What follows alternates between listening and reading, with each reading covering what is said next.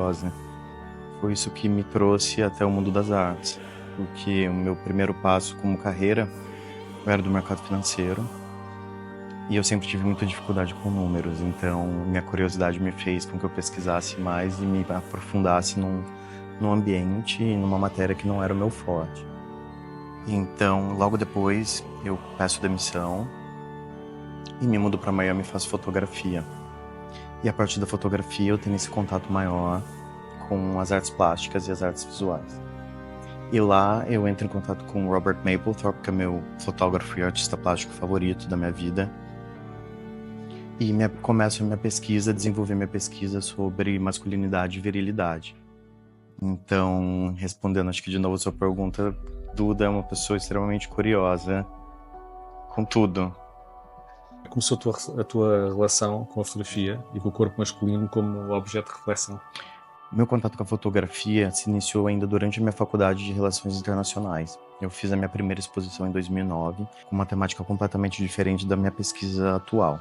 Mas foi aí que eu entrei em contato com a fotografia e me apaixonei literalmente, depois segui todo o meu processo e minha formação como fotógrafo. O corpo masculino foi durante a faculdade de fotografia em Miami, com a apresentação do Robert Mapplethorpe.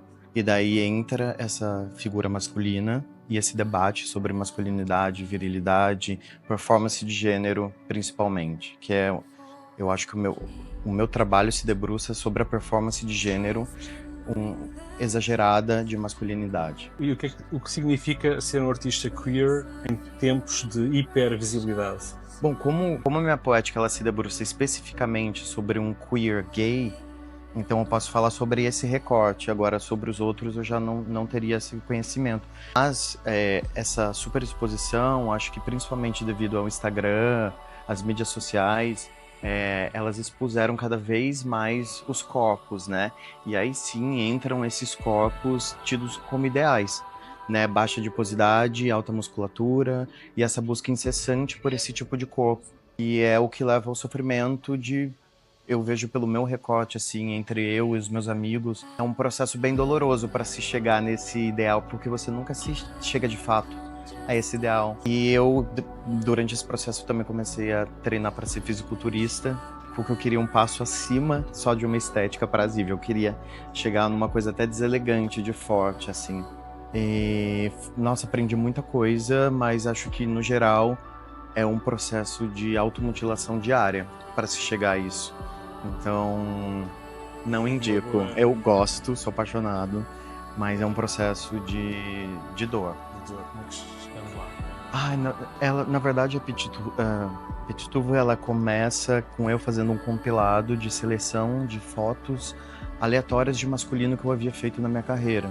Então, tanto é que tem fotos de 2020 até 2024 nessa coleção, todas focadas nessa essência do corpo masculino, nesse infinito que é as formas do corpo masculino.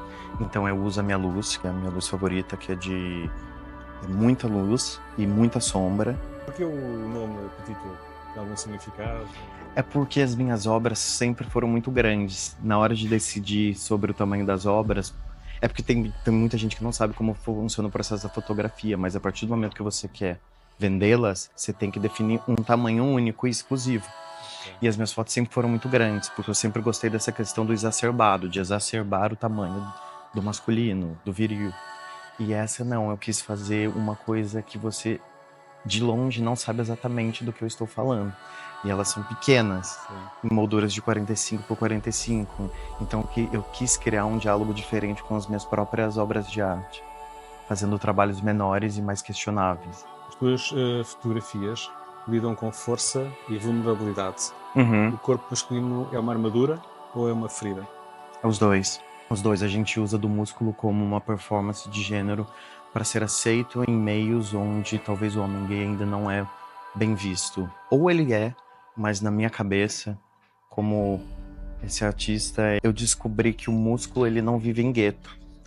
Então, a partir do momento que eu descubro isso, eu quero desenvolver cada vez mais essa musculatura para não ter que me sentir apenas aceito num gueto gay. Então, assim, eu quero me tornar esse homem universal. E daí sim é uma faca de dois gumes, porque existe essa armadura, mas existe essa pessoa extremamente vulnerável dentro. Uau. sempre uma ocultação do rosto. Podemos falar de identidade ou de apagamento?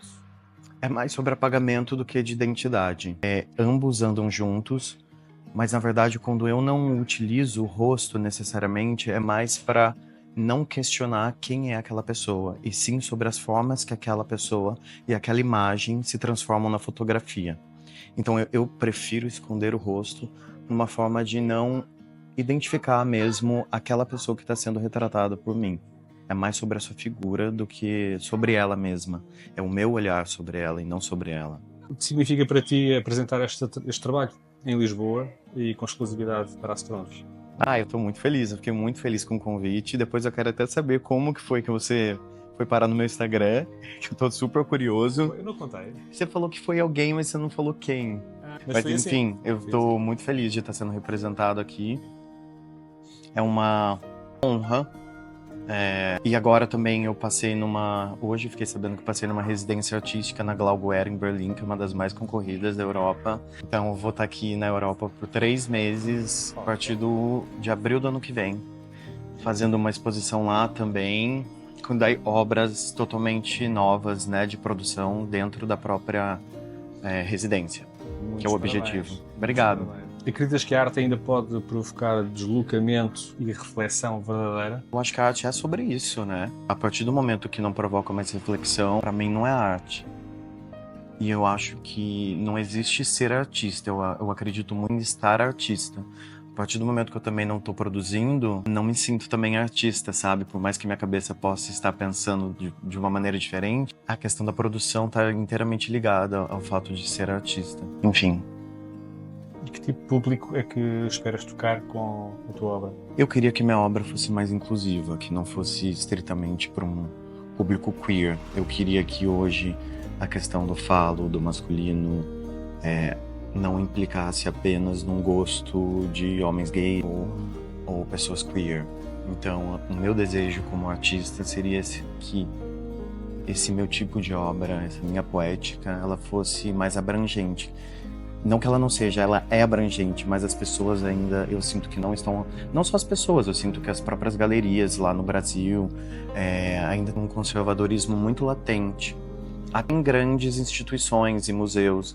Então, por exemplo, eu estou participando de uma exposição agora em São Paulo, que terminou ontem, inclusive, durou um mês, e ela era para mais de 18 anos. Então tem muita essa necessidade ainda de reiterar que é mais de 18 anos, porque pode haver uma censura. E diferente, eu acho que por mais que esteja acontecendo uma onda conservadora nos Estados Unidos, mas quando eu fui ver, o Guggenheim fez uma homenagem ao Mapplethorpe com todas as suas obras, num pavilhão com o nome dele.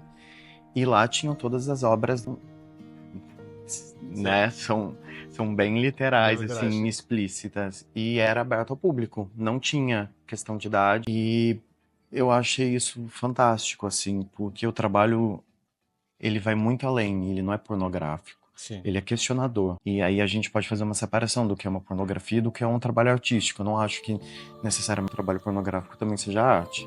Não sei se ele tem esse poder tão grande de questionamento. Tem que ter sempre algo a mais. Subconsciente às vezes, mesmo nós digamos, não, eu faço para mim, mas na verdade há ali alguém que eu gostava que visse isto. Nossa, posso ser bem honesto, eu sou tão crítico com o meu trabalho que a primeira pessoa que eu tenho que agradar sou eu mesmo. Ok. Tanto é que todos os meus fotografados, eu já trabalhei com fotografia fashion, e sempre me pediam para fazer a minha linha mesmo de masculino.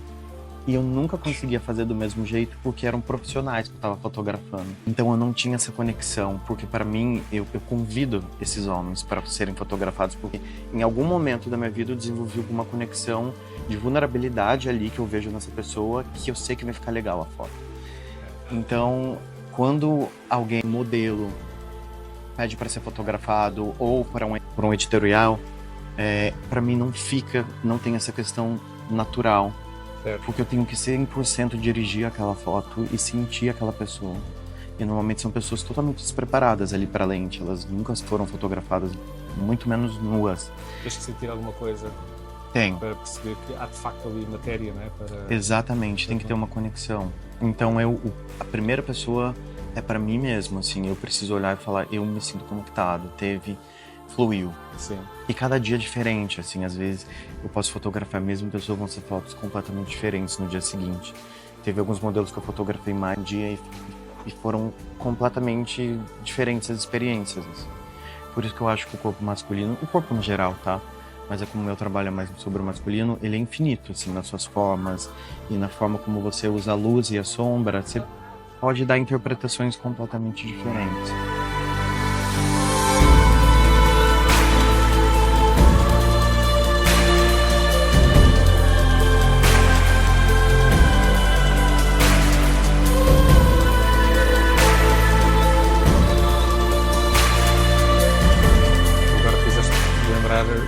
O Rick Rubin, não sei se conheces, um grande produtor musical norte-americano, afirma mesmo isso, ele ignora completamente a audiência quando está nos seus processos de criatividade. E estamos a falar de criatividade, que é trabalhar as músicas de outros, de outros artistas, não é? E ele diz isso mesmo, que ele honestamente ignora completamente o público, a audiência, e faz aquilo que ele realmente acha que é o melhor para ele. Depois acontece que as pessoas gostam. É isso que se passa na minha cabeça. Pra mim, se eu que sou muito crítico gostei, então tá good enough, sabe? Exato. Ou minimamente bom, sabe? Sim. Mas pra ser pelo menos mostrado. Perfeito? Não, acho que... Não, acho que foi ótimo. Então, olha, obrigado. Obrigado, Gonçalo. Obrigado.